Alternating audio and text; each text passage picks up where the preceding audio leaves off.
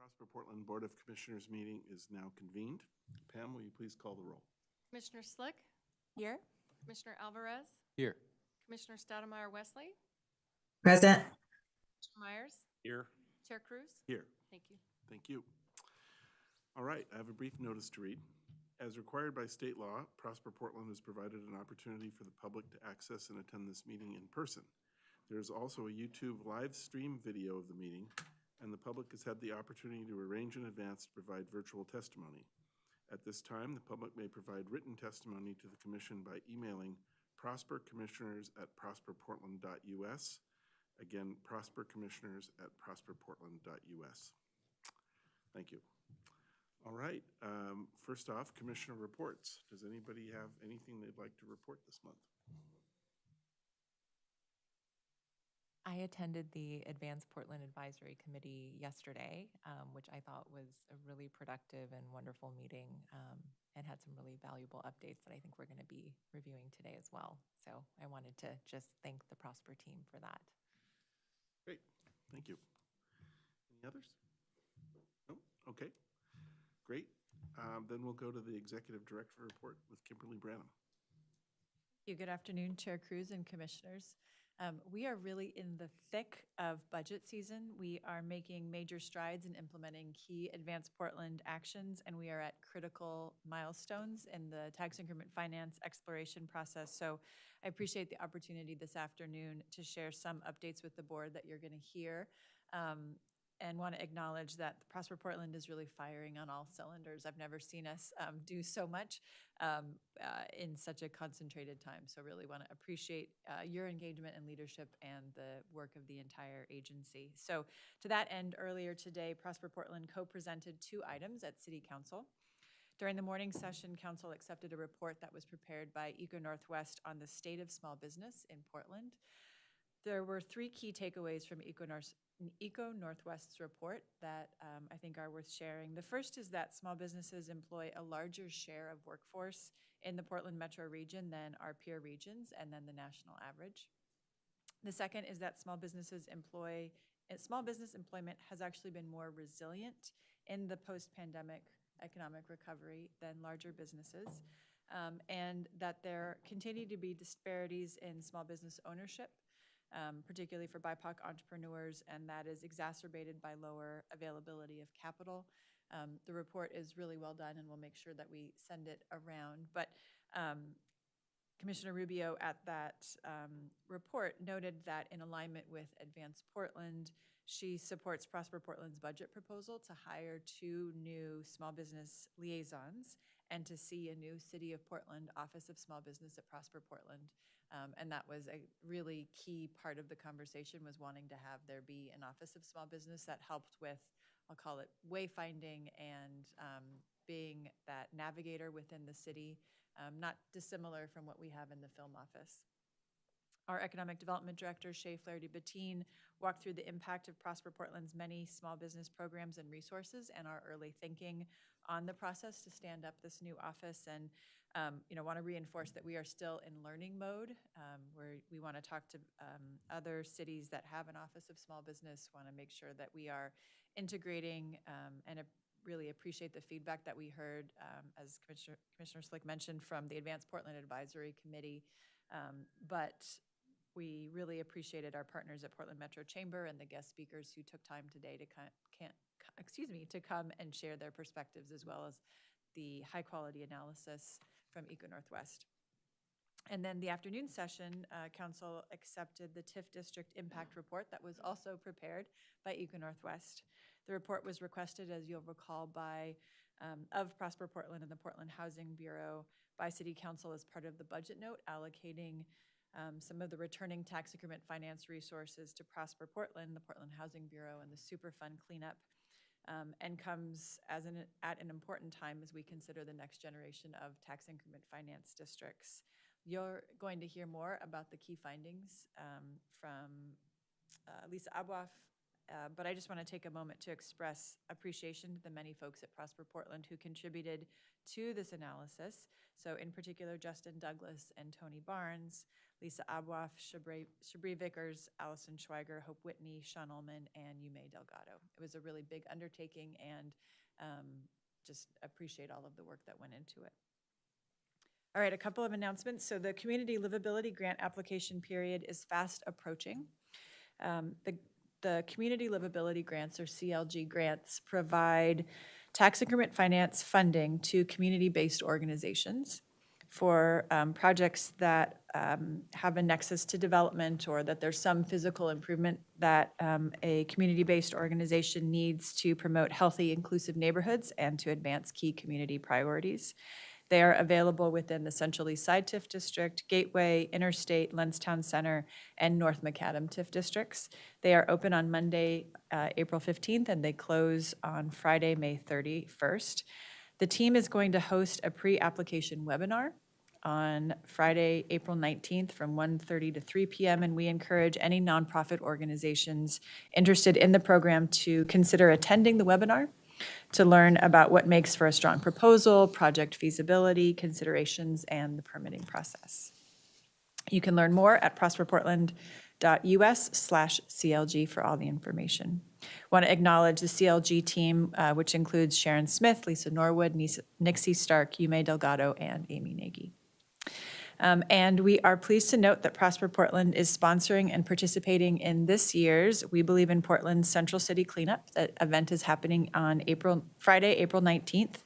The event is in partnership with the Adopt One Block initiative, and as noted on the We Believe in Portland site, teams will use the simple yet powerful act of cleaning up to show our commitment to our neighborhood and the beautiful city of Portland. We are fielding a volunteer team to participate in this event, and board members are certainly welcome to join us. So we'll reach out just in case anybody's interested in participating. But others can look at webelieveinportland.com for more information. And finally, I'm really pleased to introduce our newest colleague. Naomi Dixon has joined Prosper Portland as a senior administrative coordinator in the Equity Policy and Communications Department. She brings her years of previous experience in customer relations and online community management with an emphasis on amplifying the voices of customers and community members from marginalized communities.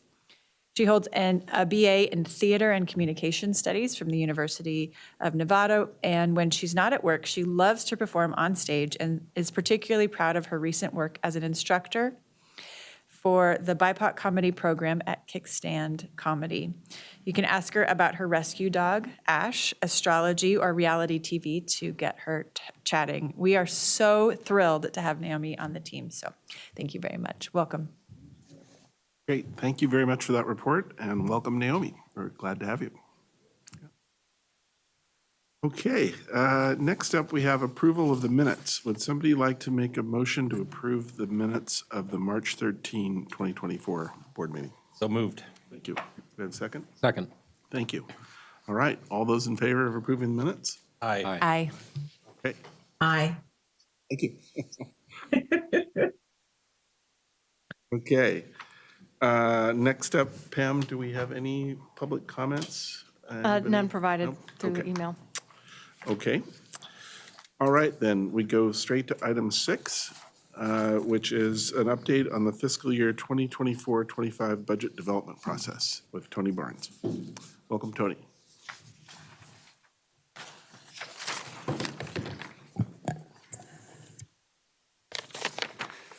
All right, good afternoon, Chair Cruz and Commissioners, Executive Director Branham. I'm Tony Barnes, CFO with Prosper Portland. Nice to see you this afternoon. I'll be providing an update on the 24-25 budget process. Our focus today will be on TIF districts and community outreach that has occurred since the budget work session on February 1st. During that work session, we discussed the role of returning TIF and how we've restructured our budget to incorporate those funds as the TIF districts have closed out.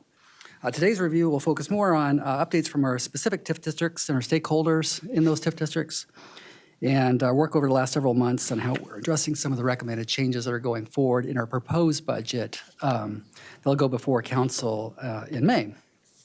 Next slide, please. Thank you. Our first slide recaps where we've been and the next steps in the budget process. Since our February work session, we've been performing additional budget outreach to TIF districts across the city. On February 13th, Council held a community development work session that focused on council budget priorities. Prosper Portland, PHB, and the Bureau of Planning, Sustainability, Development Sustainability, and the Bureau of Development Services co-presented on respective budgets as well as the key accomplishments of the bureaus and Prosper Portland and key indicators. Most of the focus was on the general fund and general fund programs, including Prosper Portland's decision packages that included $7.5 million of returning TIF funds that will support the full cost of citywide economic development programs, implementation of a small business office. The returning TIF package will also provide funding for asset and investment team to deploy strategic investment fund loans and help manage assets from residual TIF districts going forward. Since the work session, the City Budget Office also provided its annual review and recommendations on all city and Prosper Portland budgets. The review is attached to the report and includes the City Budget Office, the City's Budget Office recommendation for Prosper Portland's decision package to move forward as part of the budget process. On May 8th, we'll present our proposed budget to City Council, acting as the Prosper Portland Budget Committee. Council will then act to approve the budget with any changes they adopt on May 15th. After that, the budget will be reviewed, and a hearing will be held by the Tax Supervising Conservation Commission prior to a request for adoption of the budget by the Prosper Portland Board of Commissioners. And you can see those dates on the slide on the screen. In blue are the next upcoming dates for the budget process. So our next big date coming up is May 2nd. Actually, I didn't mention that. That's when it's anticipated the mayor will release proposed budget decisions that would include general fund and returning TIF budgets for Prosper Portland to incorporate into our budget. Next slide, please. Introducing the updates to TIF districts, we have several slides that recap projects and outcomes for key projects and activities over the last year and a half. Highlighted here are 4 key projects that represent significant work that has been underway over the last couple of years and will continue in the 24-25 budget and the next several years in the forecast. That includes Broadway Corridor and River District, Williams and Russell Project in the Interstate District, 92nd and Herald in the Lentz District, and the 102nd and Pacific project in the Gateway District. All projects are at various forms of pre-development and stages of pre-development, and in some cases have significant outcomes, as with Broadway Corridor, based on the results presented on the slide. Next slide, please. And looking over the last year and a half, more specifically at outcomes across TIF districts, kind of split into 3 different categories here. Construction activities, where 51% of the total apprenticeship hours were minority hours and 13% were female, and 51% COVID certified firms for construction type activities.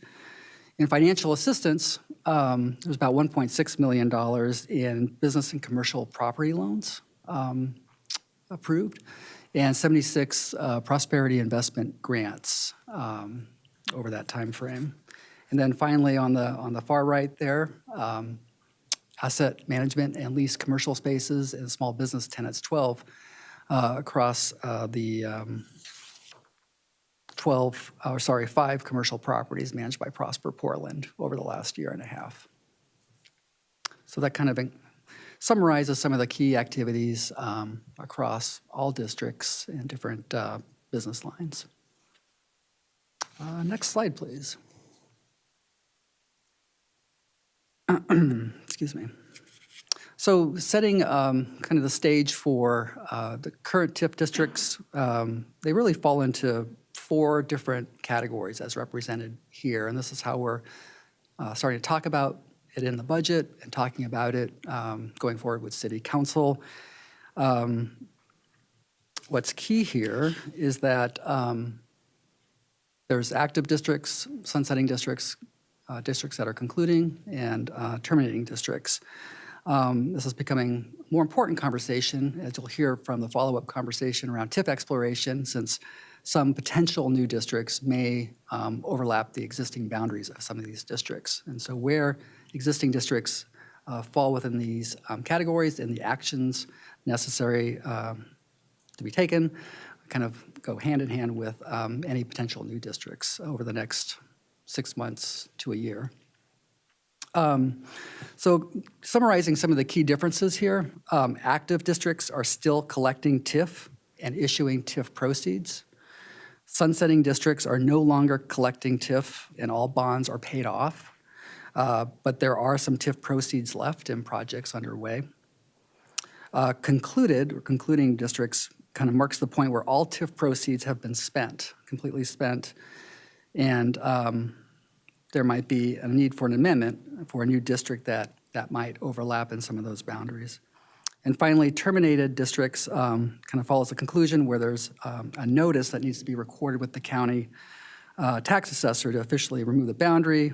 And one key note here is that we can maintain a financial fund in the budget to maintain assets until those assets are disposed of or maybe transferred to another fund like our strategic investment fund.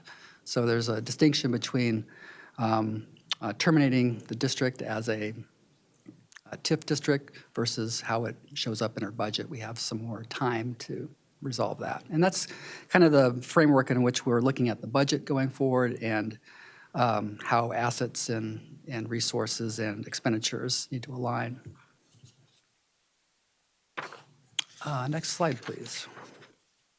I think, yeah, this slide shows current districts and where they align to those different categories with Cully, the newest TIF district, Gateway, and then North Macadam, all considered active districts. They have active proceeds.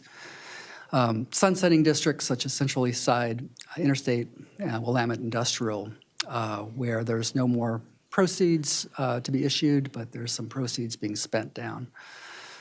Concluded districts, Downtown Waterfront, Lentz, OCC, River District, South Park Blocks, and several of the neighborhood prosperity districts where we're just at that point where TIF district proceeds are being spent this year, maybe a little bit into next year, but they're very close to wrapping up. And then terminated districts where we've actually sent a notice to the county to remove that from the county rolls, which includes Airport Way and several of the NPI districts. Next slide, please. So the next several slides transition into some of the changes, some of what we've heard from stakeholders, as well as some of the changes that will be incorporated into the TIF district budgets over the next several weeks and next couple months. That includes some adjustments that align to stakeholder recommendations or are necessary steps to sunset or conclude a district, but also some adjustments related to real estate management, which we're still actively looking at, identifying where there needs to be maybe some assumption changes around revenues or expenditures, which I'll talk a little bit more a few slides into the presentation. Apart from TIF districts, there's also going to be some changes to the citywide general fund as a result of carryover from this fiscal year's one-time funds for general fund and cannabis funds and American Rescue Plan funds, which will wrap up some things like repair and restore grants into next fiscal year and also TIF exploration dollars as we look at districts into next year. Next slide, please. So looking at specific stakeholder review, the next couple of slides will focus on the outreach in specific districts and specific changes in some cases. The outreach included the following stakeholders and organizations such as Go Lloyd, Old Town Community Association, the Central East Side Industrial Council, Northeast Action Plan Leadership Committee, South Portland Neighborhood Association, and the Gateway Action Plan Advisory Committee. Next slide, please. So starting with OCC, we'll see in OCC is an updated budget for approach with remaining assets, mainly around the Innitt Convention Center and the 910 building. As noted, this is a concluding district. It's proposed that staff is in the budget recommending to dispose of the ICC rather than hold the ICC based on the hotel's need and significant investment for ongoing negative NOI cash flow. So what that means is that we'll be allocating some final resources in the budget to maintain the asset until there is a disposition going forward. All remaining OCC resources would be committed to managing that negative NOI that we're currently experiencing on the asset due to having to take rooms offline due to both conditions and repairs that are underway. The 910 building may have an increase for the remaining funds. There's about $2.5 million left overall. So some of the resources could be allocated towards the 910 building to support that project going forward, which is supported by Go Lloyd. In Lentz, there's significant past investments in delivering the Lentz Action Plan, and there's community interest in a potential new East Portland TIF district along 82nd Avenue. The budget proposes closing out the existing TIF district budget with increased commercial property and grant funding over the next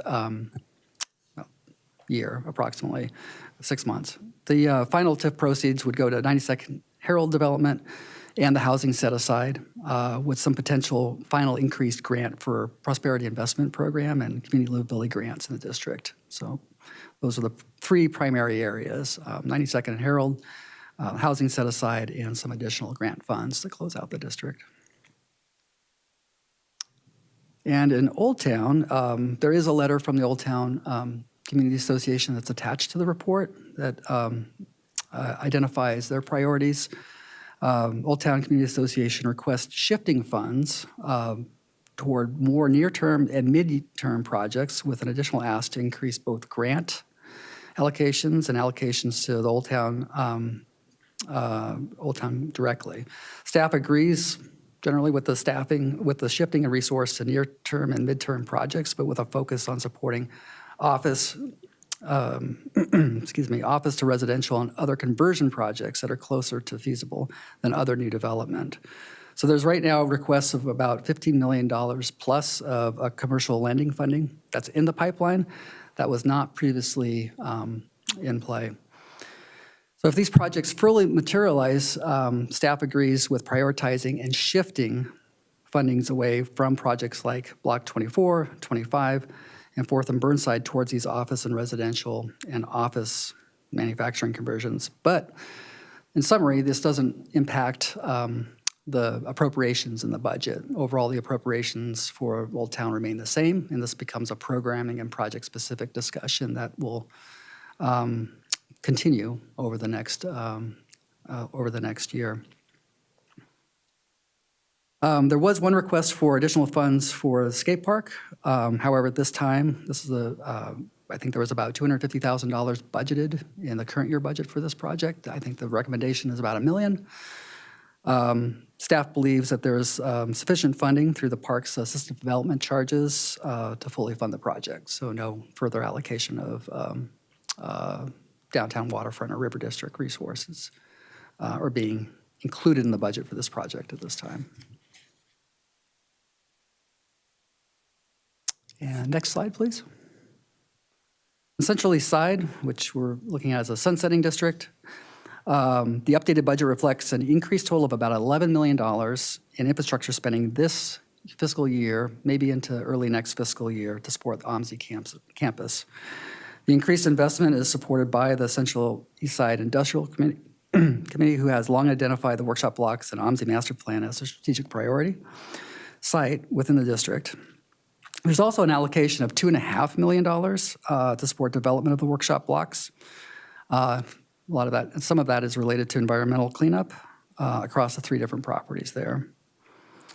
As discussions are underway for a potential new TIF district that is anchored by OMSI, the OMSI master plan, the remaining grant and loan funds beyond fiscal year 24-25 would continue to serve the businesses in the district within any future amended district. So the district is potentially amended with smaller boundaries, and some resources would be retained to support the businesses and grant and loan resources. And the budget also includes staff support to maintain coordination to address issues throughout the district and work with our Bureau partners. For North-Northeast, the interstate corridor, also kind of categorized as a sunsetting district here. The North-Northeast Action Plan Leadership Committee is supportive of the budget allocations given the alignment to the North-Northeast Action Plan commitments. So over the past year, the committee has worked closely with staff to launch the Affordable Commercial Tenanting Program, issue the Cultural Business Hub, RFBI, and provide input on new commercial property loan products approved by the board just last month.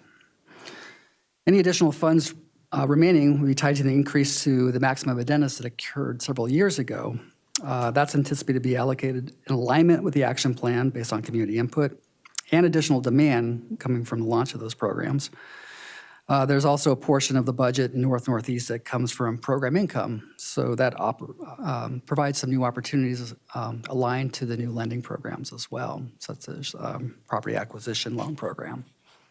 So we'll see that going forward in the budget next fiscal year as a new line item that hasn't existed before. Next slide, please. So for South Portland, North Macadam, continue to be, the priorities for South Portland continue to be on infrastructure development around the Greenway, Bond Avenue, and the South Portal, particularly as Alamo Manhattan continues with phased build out of the south end of the district, and Zidell undertakes a land use subdivision process. There's also significant interest, ongoing interest with the Community Livability Grant Program. That was first included in the budget last year.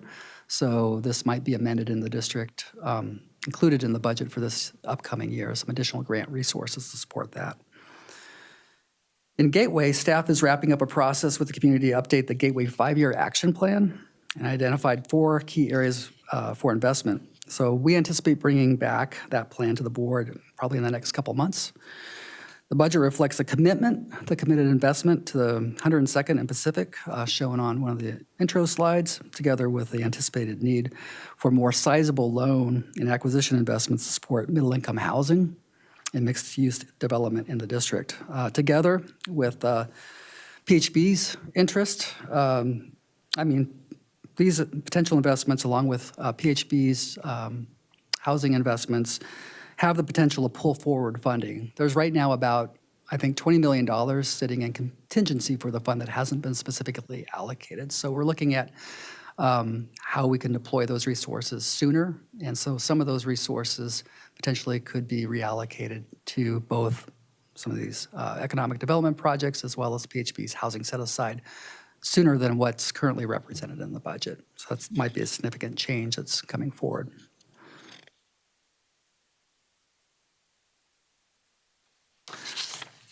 And that wraps up some of the community input and some of our recommended changes. They'll be going into the TIF districts around changes in investments. The one area also related to TIF districts I wanted to touch upon is around real estate management and some of the assumptions around revenues and expenditures and how that's showing up in the budget. And that's on the next slide.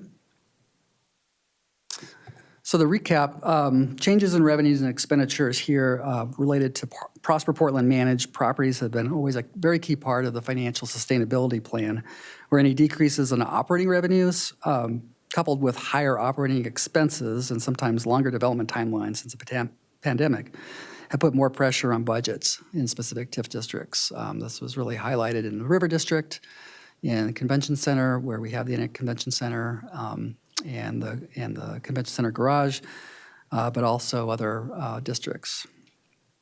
The most important items, like garages, Union Station, Inlet Convention Center, there are these operating deficits. And you can see on the graph here, that difference that we've experienced starting around the beginning of the pandemic between revenues and expenditures, where we went from a net positive NOI to negative NOI, and has managed that through. And then we have some projected numbers, and those projected numbers are what we're going to continue to take a close look at over the next few weeks, few months, and so those changes will be showing up in the budget as we revise our estimates. Important to note here that this includes both, all types of properties. It includes properties that we're operating, such as garages and the inn, but also properties holding for development where there really isn't any sizable revenue source, but there are significant holding costs. And the next slide illustrates some of those holding costs or costs that make up some of the expenses. And again, this is something that we're really going to be focused on over the next coming weeks and coming months.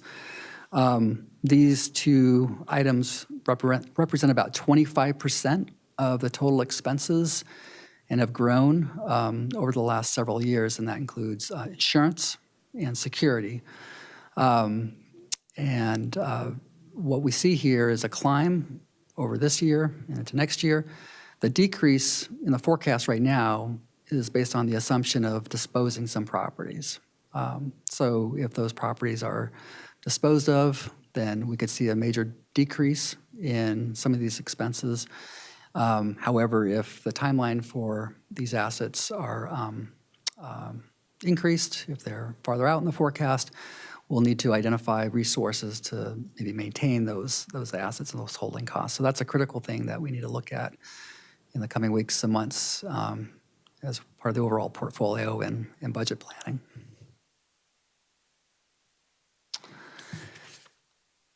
That concludes kind of looking at the TIF districts, some of the major things we're focused on. The last slide here just recaps the actions before City Council for the city's spring budget monitoring process.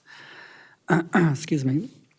And that includes about $1.4 million in city general fund, $1.5 million in cannabis fund, and $1.1 million in American Rescue Plan ARPA dollars. The ARPA dollars have to be spent by December 31st, and so most of these are represented by small business stabilization grants, other one-time funding.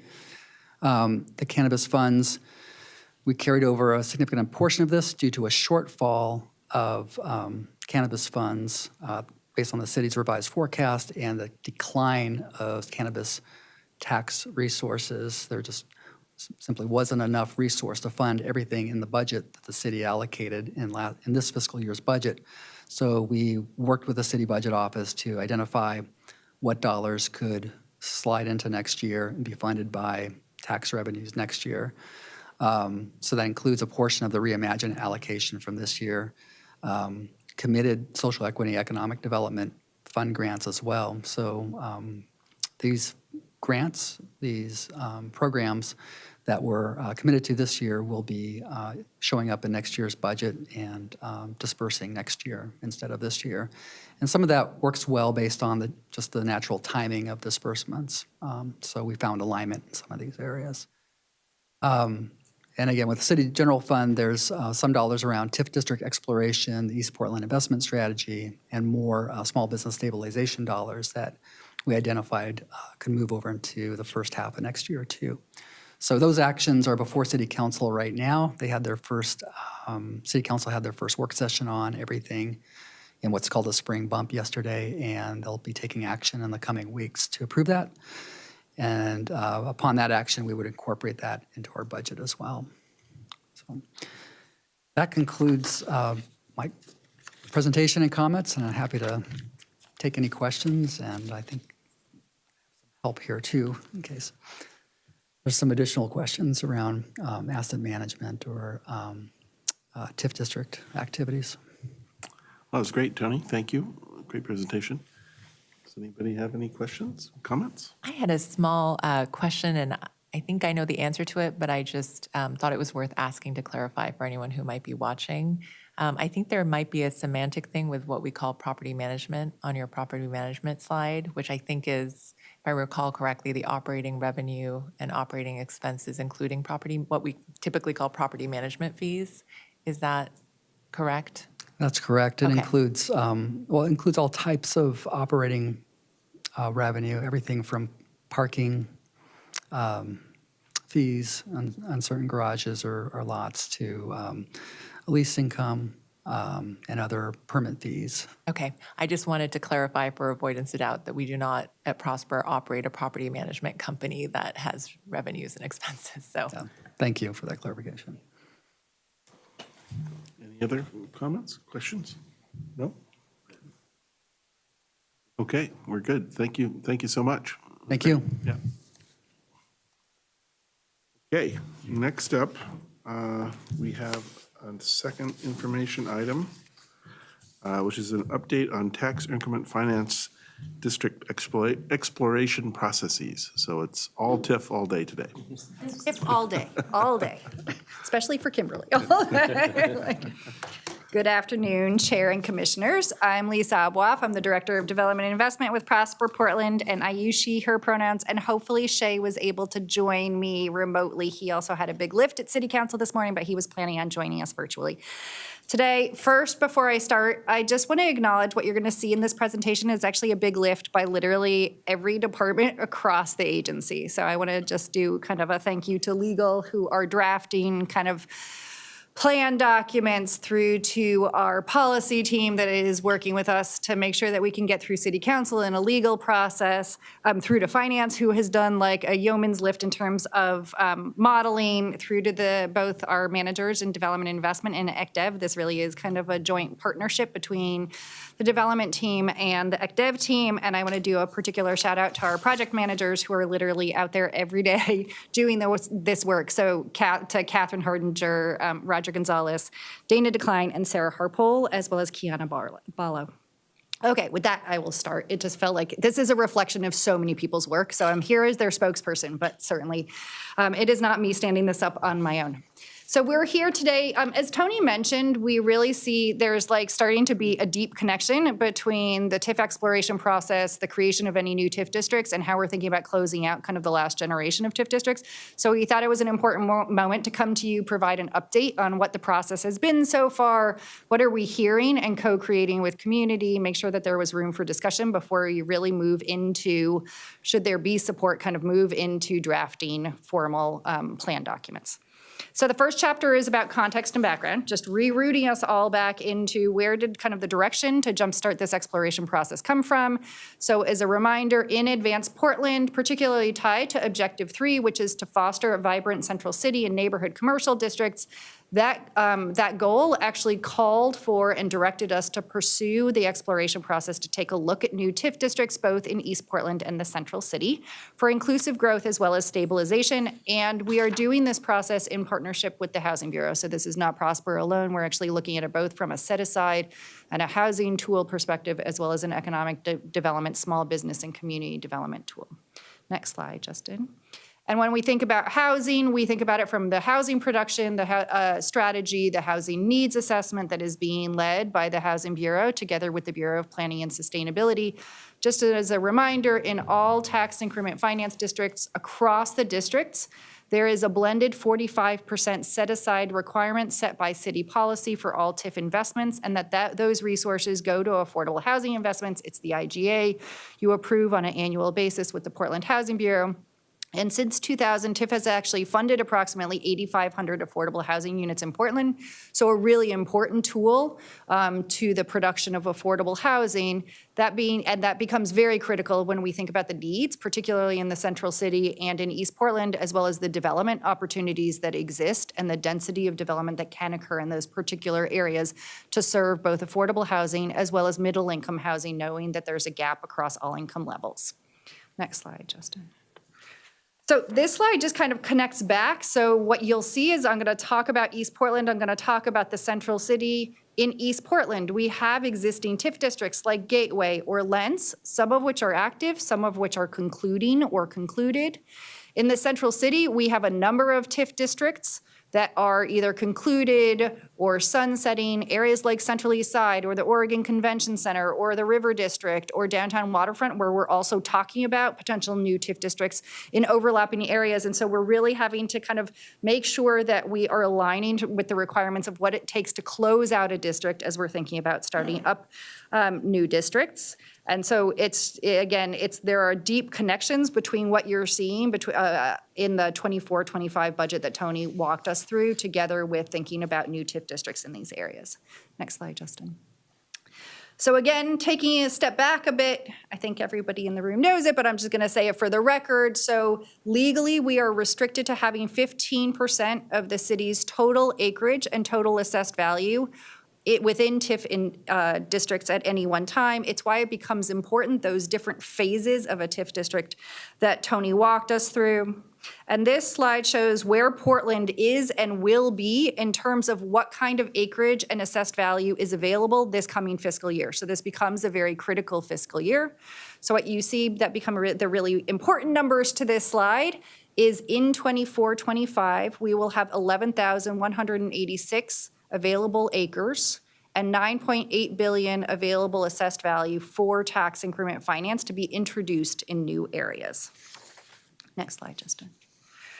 Okay, and then we just kind of are also going back and kind of putting back on record, how did we jumpstart this process? What does the process look like? What did we hear from council when we went to them with Advance Portland? So next slide, Justin.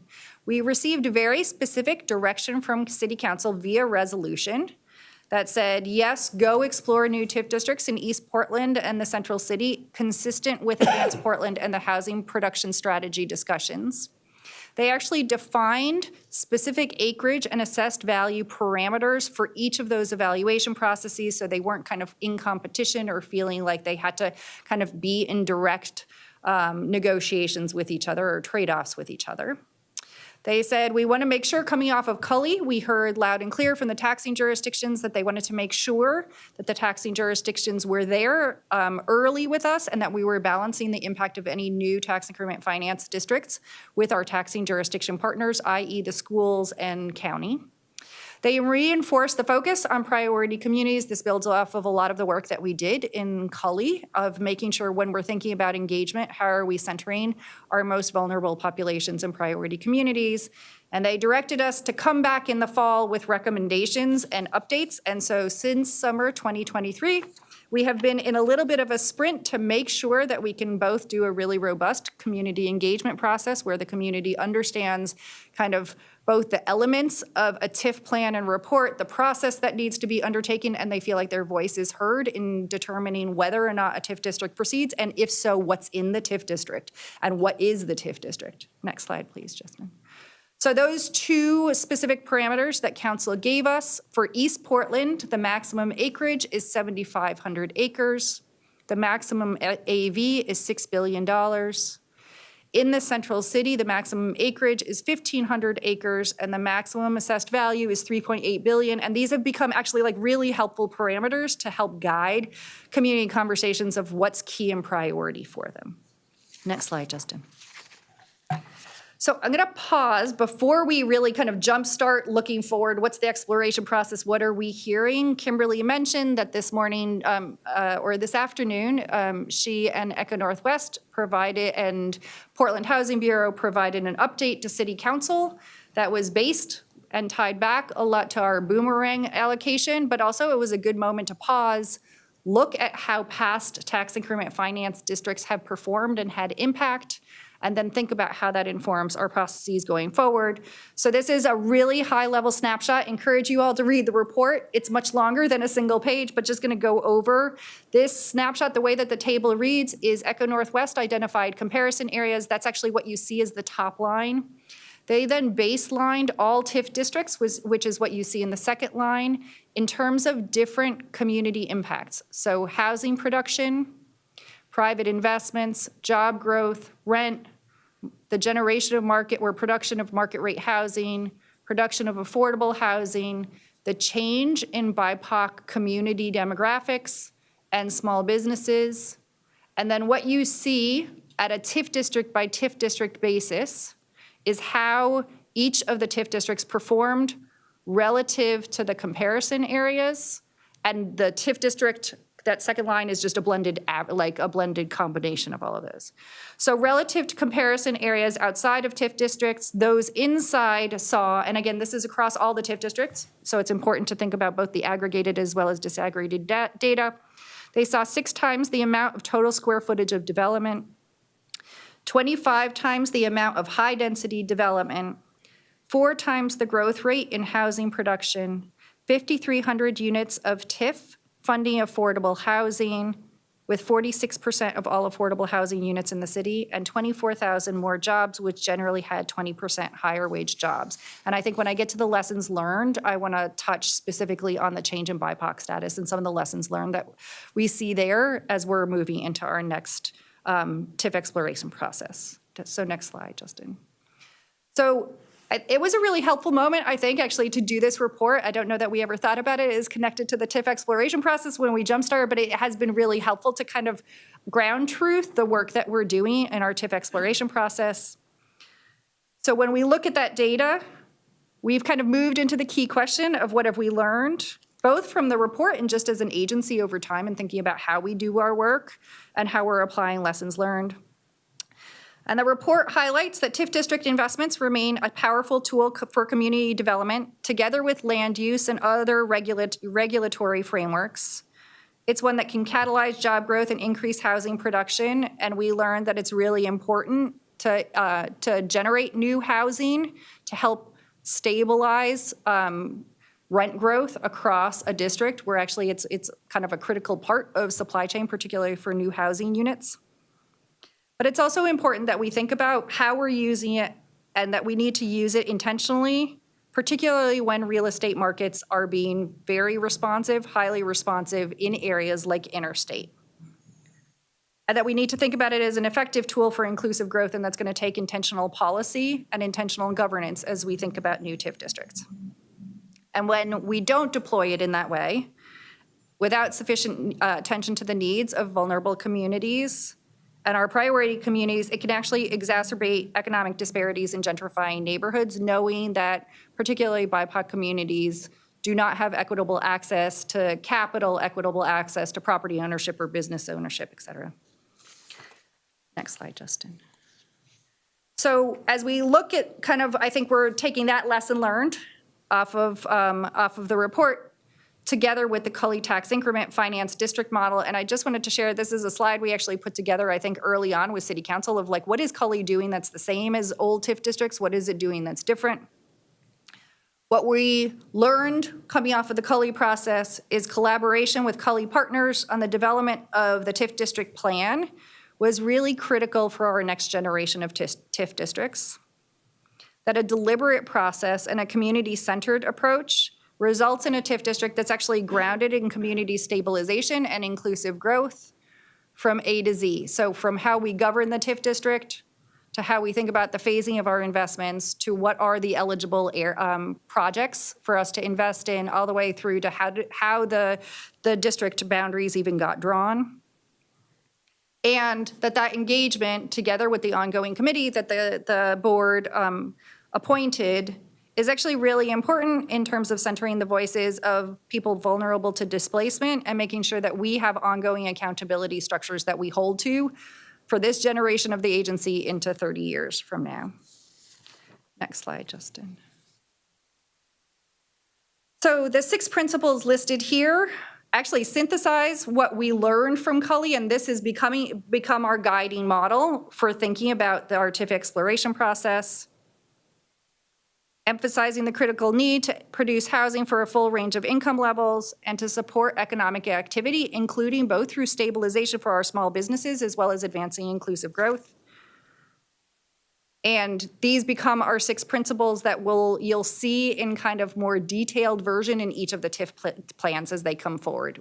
You will see elements of inclusive economic growth. You will see elements of small business support. You will see elements of making sure that we're providing for a full production of a range of housing.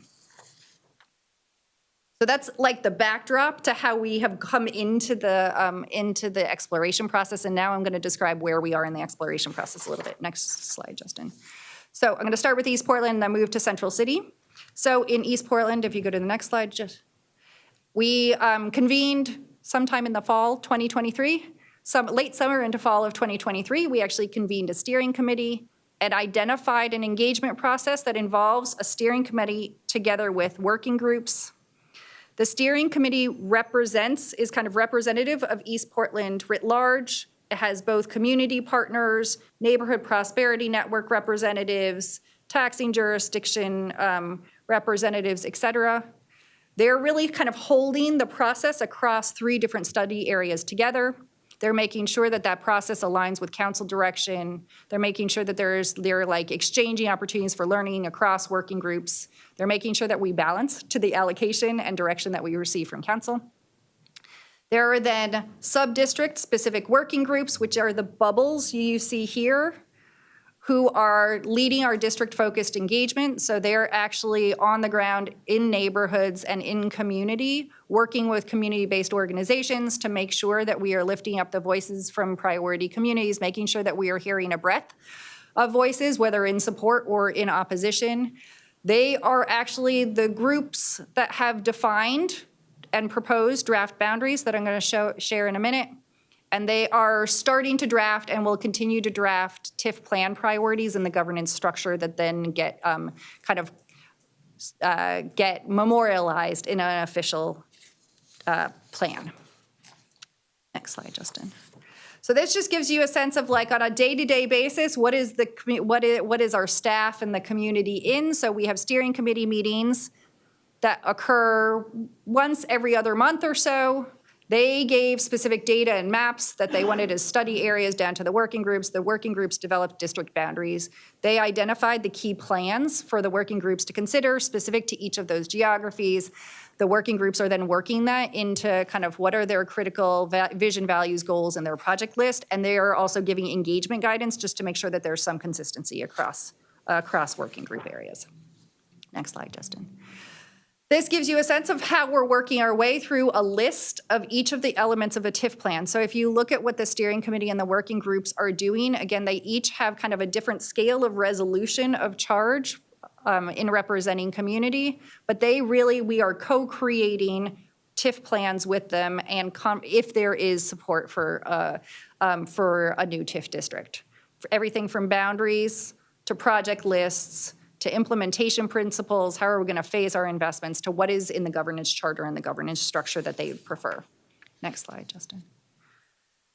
So this gives you a sense of where we are on boundaries in East Portland. What you see here is the working groups took those 3 study areas. They literally kind of on a property by property basis have worked through those study areas, identified locations they think should be in, locations they think should be out, and have hit the 7,500 acres total that is available. So in pink is the Columbia Park Rose area, in blue is the 82nd Avenue area, and in brownish, beiges, whatever that color is the east of 205 or East Portland area. What you see in the table in the upper right is actually what is the maximum indebtedness that could be reached in those areas over a 30-year period, and you see it as a cash flow in year 5, in year 10, and then again in year 30. But it just gives you a sense of over the life of the TIF district, how much in resources would be available for investment, for affordable housing, and for economic and community development. And Tony would remind me, this also includes things like issuance costs and overhead, so we'll eventually kind of provide a net number that's for total project availability. Next slide, Justin. So they've also been talking about implementation principles. You'll note this is not just about kind of what are the investments we want to see, but how are we making our investments? Things like make sure that we're leveraging other resources together with TIF. We know particularly for our small business community, it's one of the takeaways from the TIF impact report. We need to be thinking about programs like Shay's department operates, like the Inclusive Business Resource Network or small business technical assistance that cannot be funded with TIF. It is as important and needs to be combined with any physical support that goes to small businesses, through to thinking about how are we thinking about impacts before we're making investments, and phasing of investments has also been critical, i.e. make sure that you are investing in existing residents and businesses before making sizable investments in new development. Next slide, Justin. So this is where we are in governance. So they've actually been working through this together, which is, there was a conversation of, is there one? So similar to Cully, is there one advisory committee? Are there 3 distinct advisory committees? They landed on 3 distinct advisory committees that meet on some regularity, both to just kind of cross-share learnings, but also to check in on how there are things like the East Portland Action Plan that speak to the broader East Portland needs and make sure that we're delivering on those strategic priorities. Next slide, Justin. Where are we on engagement? So what you see is both the work that our staff is doing. So they are out in community doing community presentations. They are hosting open houses. It's also the work of a on-the-ground community staff person that we have hired and is a great asset, both putting us in touch with new opportunities for engagement, but also making sure that we have somebody in community who can answer questions through to a community survey that is available in multiple languages, just to make sure that our engagement is accessible. And what you see in the bottom is how we're thinking about also how we're working with some of our community-based organizations and making sure that we're increasing awareness, we're funding them so that they have capacity to do direct outreach and hosting forums, and that we can really tailor the outreach specific to communities that we're trying to reach. Next slide, Justin. Okay, so that's East Portland TIF exploration, now the Central City TIF exploration update. Just as a reminder, this is the allocation that council provided us. It was 1,500 acres maximum for Central City acreage and 3.8 billion of assessed value for maximum assessed value. And in general, when we went to council, what we said is we know these are areas that have potential investment needs from the downtown core through to Old Town and Broadway corridor, through to some larger scale sites like Lower Albina, the area around the mall, and OMSI, just knowing that there's pretty sizable development activity being led by community partners, both private and nonprofit. Next slide, Justin. So this is the structure of engagement that we put together. We have a steering committee similar to what we have in East Portland. They then broke into technical subcommittees who met and discussed the needs from a business retention recruitment perspective, housing production, and large-scale sites. They fed up to the steering committee kind of project priorities, investment priorities. Don't forget about these locations or these sites. Think about boundaries and exchange, right? The Central City is a much tighter geography than East Portland is, so think about kind of how the boundaries between different areas interrelate. Next slide, Justin. So the steering committee's role, we are kind of midway, was to inventory what we know, both at the committee and the subcommittee level, analyze it, model some districts. So we're going to share with you the scenarios we shared with the steering committee.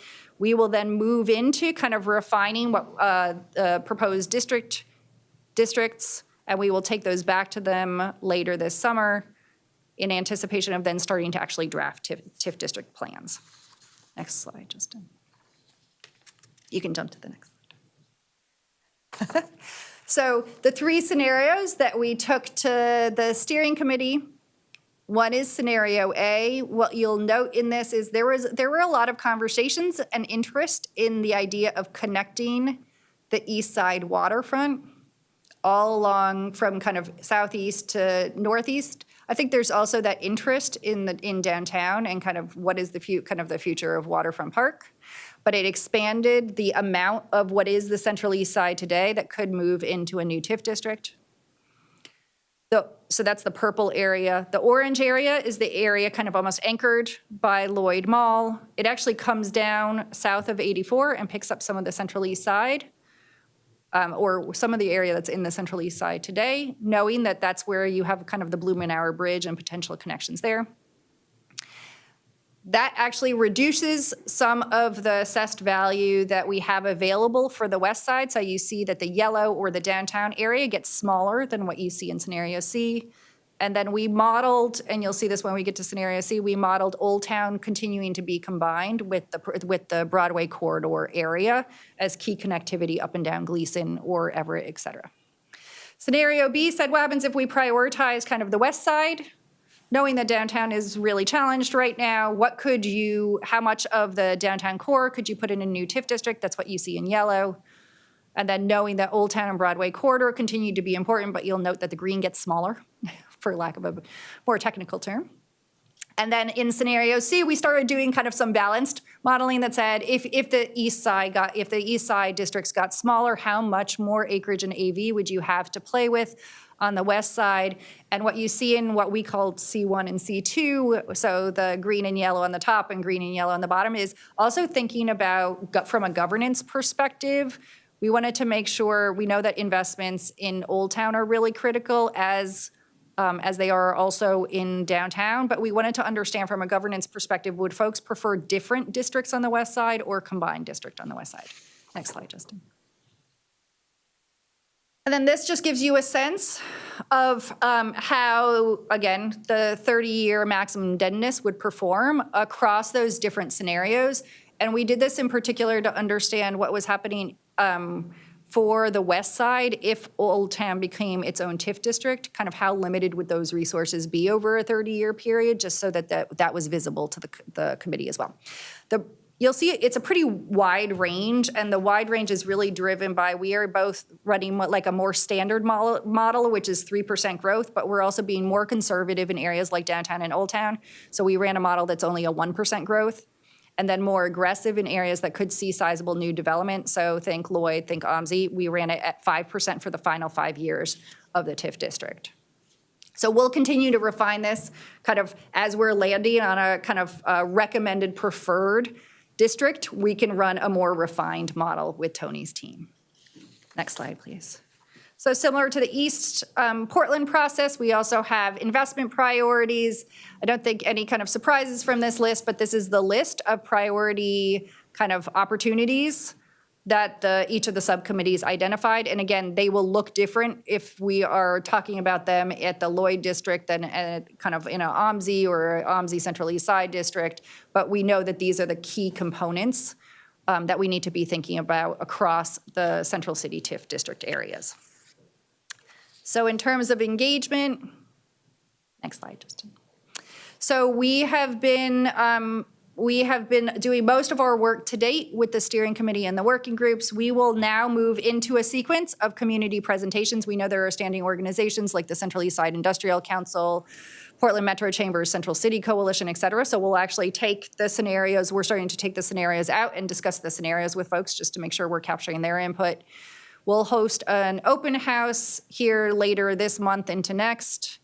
We're holding one-on-one conversations, particularly when we have kind of major partners in those areas, so think OMSI, et cetera, just to make sure that we're capturing their interest. I missed on this one. I want to note, Justin, you want to go back to the last slide? I do want to note, sorry, I should have noticed, go to the last one. You will notice that Lower Albina is not there is no proposed TIF district being explored in Lower Albina. What we heard pretty clearly from Albina Vision Trust, as well as the Trailblazers, is they want to continue to be part of the process. They do not feel like TIF at this time is a tool that they would like to proceed with. So they're continuing to be part of the conversations, continue to participate, kind of engage, and they've inquired about when additional TIF acreage or assessed value could come available, and that's likely tied to when North Mac debt pays off. Thanks, Justin. Can you, now if you want to switch to the last slide. So the last slide is all of the things in one process mapping. So just to give you a sense of where we are, we actually just provided, oh, that's interesting. We provided the council TIF impact work session. It's actually spring 2024, but it's all good.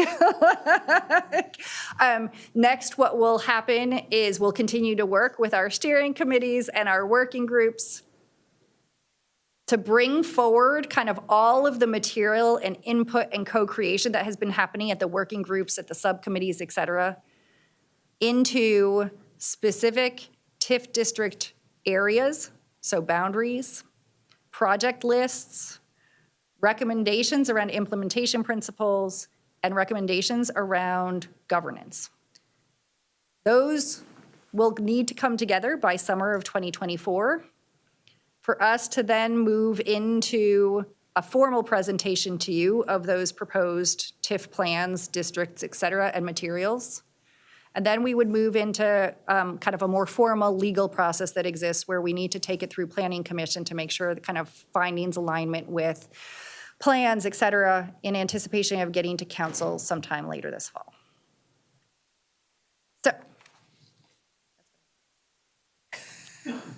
So much work, not just me. Well, thank you for that. That's quite a process, and obviously shows a ton of work and great expertise. Does anybody have any comments you'd like to make? Questions? Yeah? So first, thank you, Lisa and team, for moving a huge amount of work through over such a short period of time. I think this presents so much opportunity for Portland, so it's really exciting to see this potentially happen. One of the things that was underscored for me in the presentation was a difference between the East Portland and Central Portland TIF districts. The Central Portland acreage is about a fifth of East Portland. The projected assessed value is about 2/3 of East Portland, and the potential revenue could be greater than 2 times that of East Portland. And what that really shows to me is just the density, which makes sense, that is happening in the central city. So is the TIF priorities and governance structure that is being memorialized in the plan reflective of the fact that in some cases there may need to be larger investments made just because each project is potentially going to be much larger? And I don't just mean in terms of real estate projects, but businesses and other investments that we might look at making. Yeah, it's a good question. So we had a pretty healthy conversation at the Central City. I'm going to speak. I think there's probably you're going to see more consistency across the East Portland TIF districts, looking more like Cully. I think there's a lot of curiosity within the Central City Committee about what that could look like in the Central City, particularly on the west side. So if you have Old Town and Broadway Corridor and downtown in a singular district, what could governance look like and a governance charter look like that holds true to an action plan that actually could hold investment for each of those areas at differing levels, and knowing that each of those areas may need very different kinds of investment. I don't know, Kimberly, you were part of those conversations. Yeah, I think it's an important question, absolutely, and glad that you're raising it. I think as we go through the planning process for each district and get to the level of kind of project and prioritization, I think that there will be, and we've seen this even today, right? We have existing TIF districts that work in the Central City and those that work in East Portland. And what I've observed is that people are kind of most concerned about what's happening in their district and less about what's happening in somebody else's district. So like the idea that, Oregon Convention Center would spend significant resources to build the convention center, hotel, garage, or associated. We didn't hear much about that from Lentz, right? It's really like, in some ways, they are operating on their own rules. Obviously, there's shared programs like community livability grants or the PIP program or affordable housing set aside. But I think that it is understood that you might need to make different magnitudes of investments in different places, and that the availability of resources really influences how much resource you have in order to invest, and frankly, just the market demands, right? And there have been some, and I think we would expect to see this, like Gateway has from the beginning really underperformed from a financial perspective, and so that has been frustrating for them. They're too small of a district, and they look over at Lentz, which is a much bigger district, and so Lentz has been able to do more. And so we have tried to say within East Portland what the minimum size needed to be in order to have a viable district. And so that was really important just because, we want to make sure that there are enough resources. But it'll be really interesting. I think we're all excited to get to this next phase of what are those key priorities? What do people want to see in the districts if they want them to move forward? And then, as we get past adoption and go into action planning, then you start to really put budgets to priorities. Yeah. Thank you. I had one more question. I was curious how the boundaries are being evaluated by both the Prosper team and the committee. I'm sure there's going to be people out there who are really interested in which blocks landed in and which blocks landed out. So I think it might be valuable to just give an overview of that. Yeah, and yeah, I think there is a lot of conversation about what's in and what's not in. And if I had to put them in two different kind of pools of thinking, there's the what's in because we know it needs investment relative to what's out because it's not a priority for us to invest in. And then there's also the side of the equation of what's in because it will kind of help generate resources versus what's out because it may be kind of a sizable user of resources that doesn't necessarily have strong community support, or it's just not a kind of a big generator. And so particularly when you get to East Portland more so than the central city, you're starting to use acreage on something that potentially is kind of not necessarily anywhere in alignment with community. And so it really is block by block. Folks have been, if you look at the donut holes of what gets pulled out, we're holding a conversation about what are those kind of donut holes. And we have found in Cully, it's really critical to actually do that with community because there were a lot of questions for the committee when they first convened about why are the boundaries this way? And we can answer that question as staff, but it's actually much more powerful for them to hear it from their neighbor than to hear it from us and the rationale from community versus hearing it from us. I just want to add that we wanted to curate and make sure that there was a diversity of voices on the working groups and on the steering committees so that you had a variety of perspectives and that they are grounded in place. So similar to Cully, where you have people who like live in, work in, and really know like this property owner is likely to want to do something. This is less likely, or this is a key opportunity site, or nothing's going to happen here. And that is complemented by some of the technical analysis that the Housing Bureau can bring forward, or Prosper Portland staff can bring forward, or Bureau of Planning and Sustainability or PBOT staff can bring forward.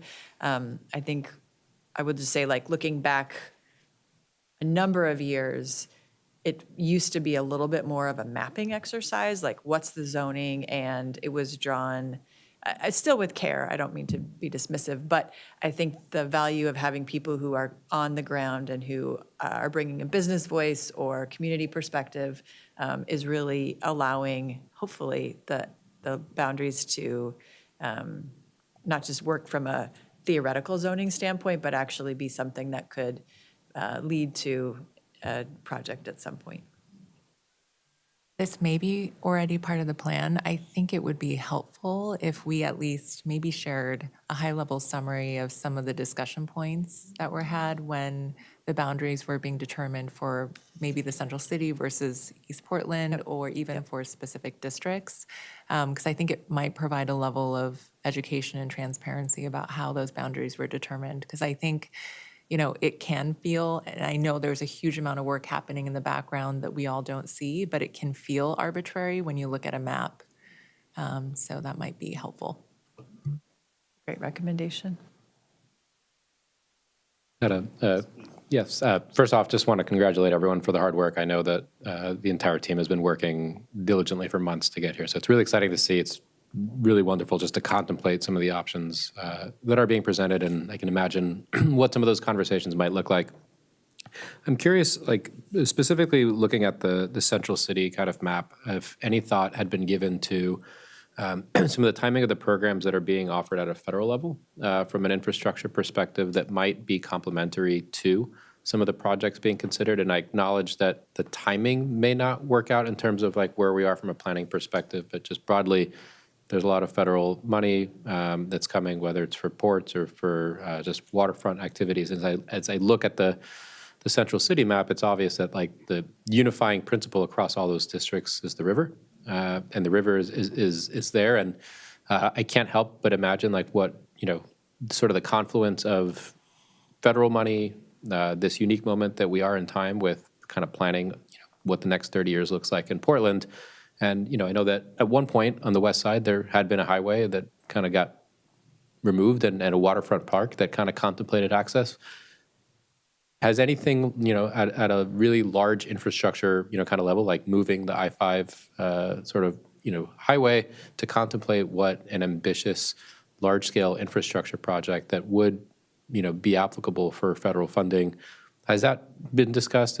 Any opportunities for conversations like that? Just kind of, curious if you could shed some light on maybe some of the inner workings of the conversations. Yeah, happy to do so. So the two that come to mind for me, we have not talked about I-5 coming down. That has not been, but we have talked about, I think, both with the committee as well as with PBOT, we've talked about there's Central City in motion, particularly along things like Water Avenue. But probably the biggest one is there's a lot of interest in the Green Loop and what is the future of the Green Loop and how it gets funded and operated. And so if you look at some of the West Side designs that actually connect from Broadway corridor along the park blocks into downtown and make sure that we have it kind of chase the park blocks. That's very much because that's where the Green Loop is designated to go and has started to build out.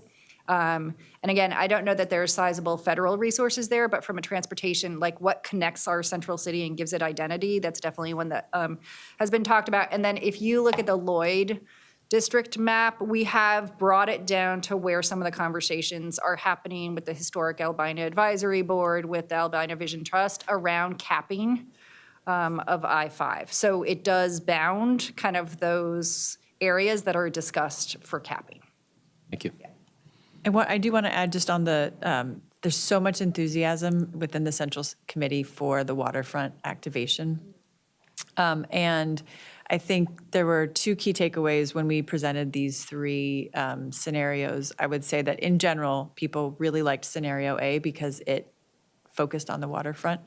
And there has been some kind of planning and thinking conceptually about how you might activate the waterfront, particularly on the west side. So there are some concepts that I think have been shared, and there's just a lot of enthusiasm for manifesting those. There were conversations for the east side, I think a similar level of enthusiasm, and I think a bit of a recognition that we don't want to put them in the district unless there's a possibility of actually doing something with that because of, the acreage constraints. And so certainly in the areas around the OMSI district, there's planning, there's work moving forward in terms of what you can do along the waterfront. For that area that right now is envisioned, it's kind of a sliver. A lot of that property is owned by ODOT. And I think there were some good cautionary statements made about let's have conversations about, from an environmental standpoint, from working with ODOT, what's actually possible. And I think a contemplation, because of the work that AVT, Albina Vision Trust, is thinking about along the waterfront in Lower Albina, if there were a new tax increment finance district, would it be in, let's call it in 4 years, would that be a better time when you have a little bit more information in order to include that and be able to have those conversations with ODOT and the like?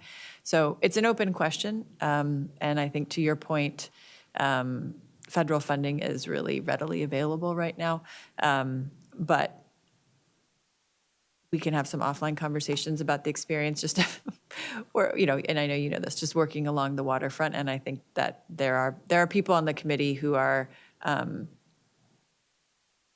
just want to make sure that we're not putting something in, creating expectations, and then it sits for 30 years because at some point it might need to be moved and, yeah. Yeah, certainly a conversation for offline. I know there's just a lot of, just historical scar tissue around conversations around the waterfront. And I think we're in a unique moment in time, and I think this is a time for bold questions and pushing on things. And, even if it's not within that corridor, certainly as you go, further north, that water stretches north and west. And I know that there is a lot of federal funding. And so maybe thinking through where some of those sort of other access points might be to the water as part of this, it could be complementary to the efforts in the central city, I think might merit some conversations amidst the historical, and totally acknowledge conversations that are out there.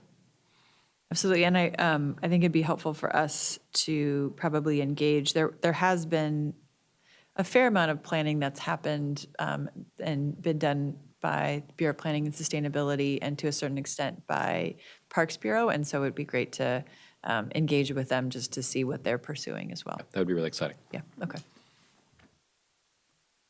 Okay, any other comments? Okay, and Commissioner Stoudemire Wesley, she may be gone. Okay, all right. Okay, so if there are no more comments, I guess my only question would be timing. So we're toward the end of the year, approval, and then implementation to follow, probably, and if I recall correctly, it takes a while for things to sort of ramp up, matter of a few years, actually. Yeah. So I would anticipate we'll be back before the board this summer Okay, in preparation for getting to council in the fall.